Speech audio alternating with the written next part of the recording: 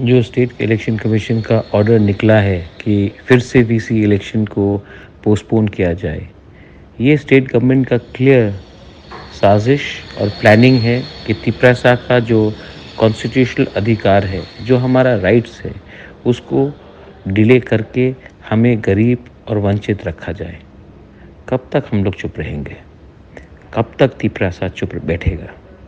VC election आपने नहीं कराया, लेकिन आपने म्यूनिसिपल इलेक्शन कराया, आपने बाई इलेक्शन कराया।